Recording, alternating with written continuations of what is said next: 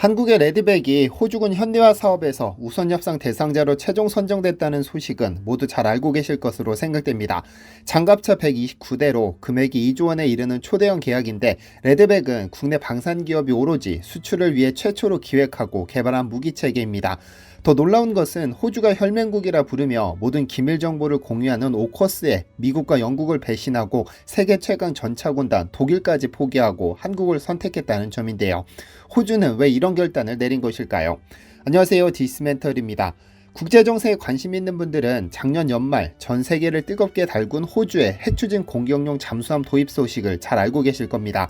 미국, 영국, 호주가 체결한 오커스 안보동맹은 오커스 차원에서 호주가 2030년까지 미국 버지니아급 핵잠수함 8척을 확보하도록 하는데 합의했죠.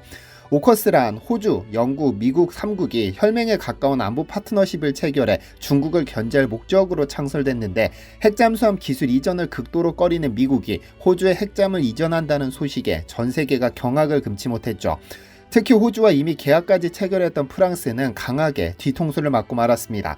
그런데 재미있는 점은 이렇게 구하기 어렵다는 핵잠수함을 미국으로부터 얻게 된 호주가 군 현대화 사업의 일환으로 추진 중인 장갑차 도입 사업에서 미국을 배신했다는 점입니다. 2014년 러시아가 우크라이나 크림반도를 침공해 점령한 것을 두고 호주는 장갑차의 중요성을 깨달았습니다. 이에 장갑차를 중심으로 군사력 강화를 꾀하며 군 현대화 사업을 시작했는데, 대표적인 것이 1960년대 미국에서 도입한 M113 장갑차를 전면 교체하는 미래 궤도형 장갑차 도입 사업입니다. 사실 호주가 이렇게 전면적으로 군사력을 강화하는 것은 제2차 세계대전 이후 최초의 사건인데, 이 사업에서 핵잠을 이전해주겠다는 혈맹 미국도 영국도 전부 고배를 마셨습니다. 호주가 이 사업을 시작하겠다고 공표했을 당시 미국 제너럴 다이내믹스는 에이젝스를, 영국 BAE 시스템스는 CV90을, 독일 라인메탈은 링스를 내세워 도전했습니다. 한국의 경우 하나 디펜스가 호주에만 서식한다는 독거미 레드백이라는 강렬한 네이밍으로 입찰했죠. 하지만 2019년 9월 미국과 영국은 1차 예선에서 보기 좋게 탈락했고, 독일의 링스와 한국의 레드백이 최종 후보로 선정됐습니다. 그리고 2021년 1월 시제품 세대를 인도받은 호주는 현지에서 화력과 기동, 정비, 수송 등 최종 시험 평가를 거쳤고, 어제 최종적으로 레드백을 낙점했습니다. 최초 이 사업은 400대 규모의 5조 원짜리 초대형 사업으로 알려졌으나 최종적으로는 129대의 약 2조 원 사업으로 결론났죠. 사실 레드백은 독특한 이력을 지녔습니다. 호주에만 서식하는 것으로 알려진 붉은 등 독거미에서 이름을 따왔을 만큼 오로지 호주 장갑차 사업을 따내기 위해 설계됐고, 호주 측 요구 성능에 맞춰 개발됐으니까요. 레드백은 기존 한국군 K-21 보병 전투 차량의 핵심 기술을 베이스로 특수 방호 설계 및 장갑 강화 구조를 적용했고, 복합 소재 고무궤도 등을 접목시킨 5세대 최첨단 궤도형 장갑차인데, 보통 장갑차가 병력 수송에 초점을 맞췄지만 레드백은 병력 수송에 더해 전투 임무까지 수행합니다. 여기에 대전차 미사일을 발사할 수 있도록 하이브리드 포탑을 장착시켜 30mm 주포와 7.62mm 기관총까지 탑재됐는데요. 러시아 우크라이나 전쟁에서 봤듯 전쟁터에서 전차의 생존성은 아군의 생명과 직결됩니다. 그래서 첨단 전투기 레이더로 사용하는 능동위상 배열 레이더를 적용해 장갑차에 접근하는 적군의 대전차 미사일을 사전에 포착해 요격하는 아이언피스트 능동방어 체계가 접목됐죠. 또한 차량에 열상 위장막을 두를 경우 적의 열상 감시 장비 탐지는 물론 열추적 미사일 공격을 회피할 수 있는 스텔스 차량으로 변신이 가능해지죠. 그런데 애초부터 독일의 링스보다 레드백이 더 유리하다는 시선이 많았습니다. 왜냐하면 속도 때문이죠. 원래 장갑차의 주 목적은 병력을 적진 깊숙이 안전하게 수송하는 역할이라서 기동력에 큰 기대를 걸지 않습니다만, 레드백의 속도는 무려 시속 65km에 달합니다. 40톤짜리 고철 덩어리가 시속 65km로 달리기 위해서는 엄청난 파워가 필요한데, 이 기술을 가능하게 한 것은 K9 자주포 덕분입니다. 47톤 무게를 65km로 달릴 수 있게 한 1000마력짜리 기술이 그대로 레드백에 적용됐고, 더구나 K9 자주포의 파워팩 성능은 이미 현장에서 20년간 운용되며 그 성능이 검증됐습니다. 하지만 링스는 비교적 최근에 개발되어 현장 운용 경험이 적어 신뢰성을 확보하지 못했었습니다. 호주의 입장에서 보자면 성능이 검증됐다는 점이 가장 크게 작용했을 것으로 생각되는데요. 그런데 레드백의 진짜 가치를 알기 위해서는 장갑차의 역사를 알아야 합니다. 한국에서 큰 인기를 끌었던 게임 스타크래프트 테란의 시즈 탱크는 잘 아실 것이라고 생각됩니다. 여기서 말하는 탱크는 전쟁터에서 적군으로부터 아군을 보호하는 차체를 가진 모든 중무장 차량을 일컫습니다만 원래 탱크는 전차입니다. 그리고 전차, 장갑차, 자주포는 외형이 비슷하지만 그 임무는 전혀 다르죠. 우선 전차의 주 목적은 적군의 기갑부대와 직접적인 전투를 치르는 것에 있습니다. 가장 먼저 앞으로 나가 상대방 전차를 부수고 방어선을 초토화시켜야 하죠. 전차 덕분에 뒤따르는 장갑차와 자주포의 기동이 수월해지는 겁니다. 이 전차가 역사에 처음 등장한 것은 제1차 세계대전으로 그때만 해도 전투는 참호에 숨은 병사가 적군이 다가오면 1대1로 맞붙는 참호전이 대부분이었습니다. 따라서 적군의 진격을 막기 위해 철조망 등으로 방어선을 구축하면 유리했습니다. 그런데 이 개념을 깨부순 것이 영국입니다. 1916년 9월 15일 영국군은 그간 비밀리에 개발한 무기를 드러냈는데 바로 MK1입니다. 무려 50대를 한 번에 드러냈는데 이 전차의 등장으로 그때까지의 보병전은 본격적인 전차전으로 돌입하게 됐죠. 2륜, 4륜, 6륜 등이 아닌 무한궤도를 장착시킨 이 차량은 참호를 무참히 짓밟았습니다. 참호에 빠지지 않으니까요.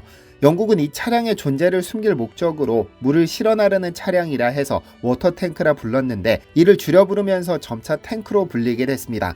전차는 참호를 직접 밟고 지나가기 때문에 적과 가장 가까운 거리에서 싸우게 됩니다. 따라서 공격과 방어를 모두 수행해야 하기 때문에 두꺼운 장갑을 두른 것이 특징이고 이로 인해 무게가 무거워 속도가 느린 단점이 있습니다.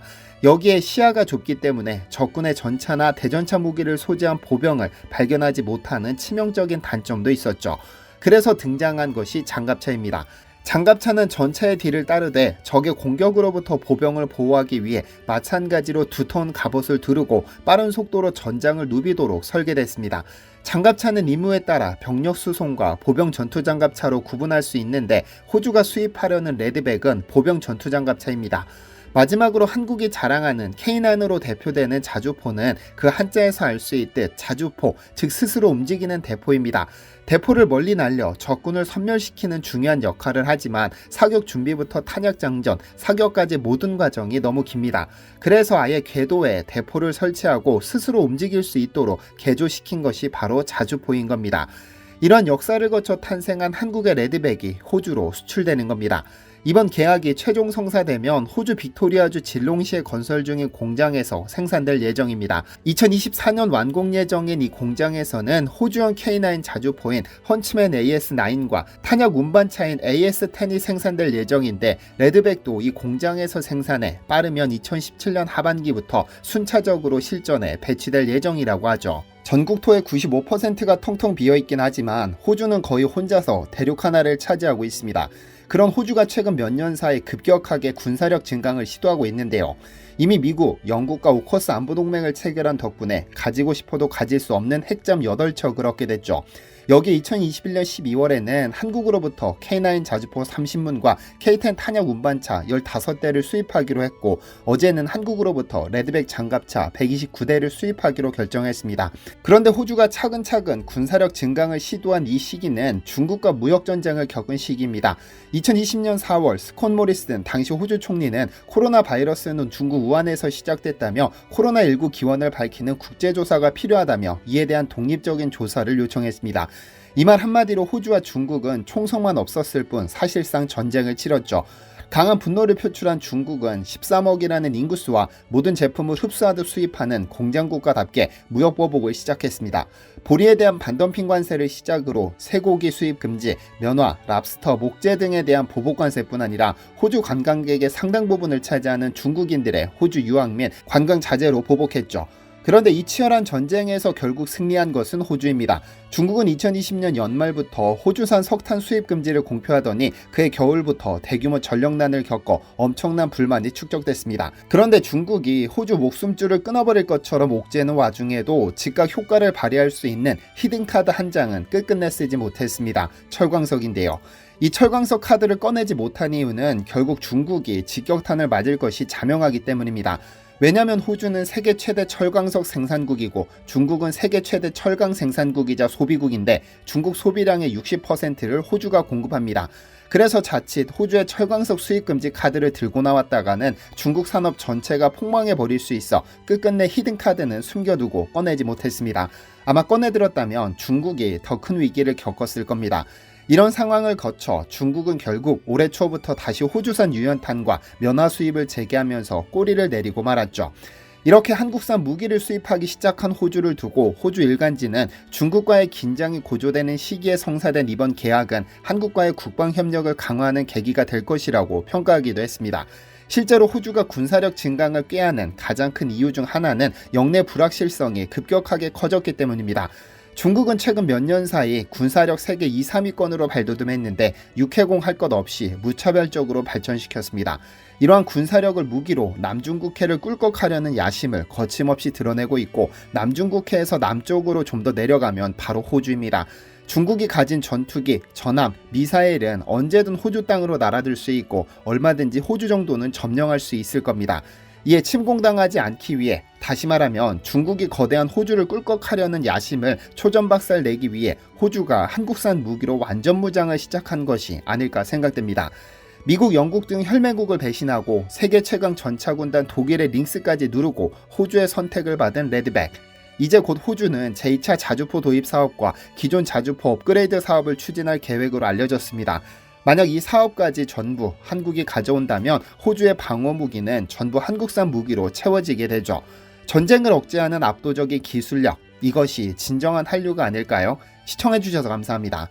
디시멘터리에서는 여러분의 제보를 기다립니다. 제 채널에서 다뤘으면 좋겠는 뉴스 또는 널리 알려졌으면 하는 영상은 디시멘터리 네이버.com으로 보내주시면 소중히 제작하겠습니다. 시청해주셔서 감사합니다.